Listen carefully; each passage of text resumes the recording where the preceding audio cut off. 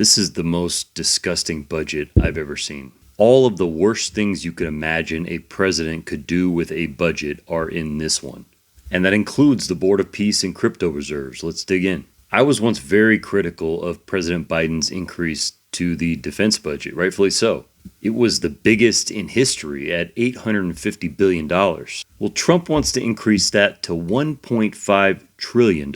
Is money real anymore? The most alarming part of it is for the war in Iran. We've now been there for 6 weeks, and the president likes to tell us that we'll be there for just a few more. And yet he's requesting $350 billion to resupply munitions from the war. To put that in perspective, the entire Iraq war, which lasted 9 years, cost about $1 trillion.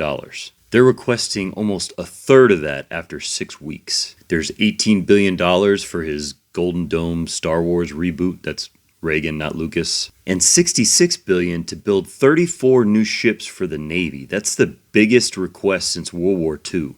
And then finally for defense, a smaller line item, but just as alarming nonetheless. There's $650 million for National Guard mobilizations in D.C. You can only guess what that's for. And then it wouldn't be a Trump budget without deportations and detentions. $152 million to reopen Alcatraz. He does not drop this stuff, so watch out, Greenland. And then $63 billion for the rest of the concentration camps to maintain 41,500 beds. Now to the rest of the domestic. A 50% cut to the EPA, a $4.7 billion cut to education, eliminating federal work study.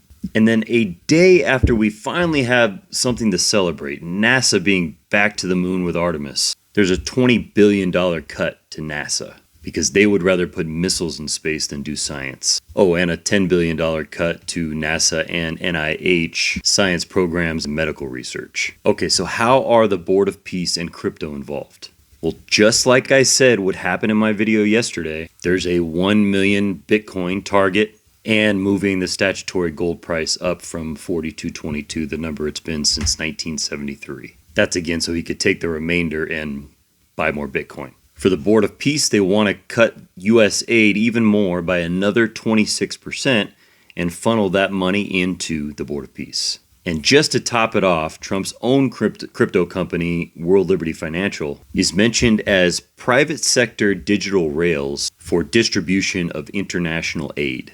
And with all that uplifting news, I'm going to leave you with this video. Follow me on Substack, and remember, this hasn't passed yet. We can't take care of daycare. We're a big country. We have 50 states. We have all these other people. We're fighting wars. We can't take care of daycare. You got to let a state take care of daycare, and they should pay for it, too. They should pay. They have to raise their taxes, but they should pay for it. And we could lower our taxes a little bit to them to make up, but it's not possible for us to take care of daycare. Medicaid, Medicare, all these individual things.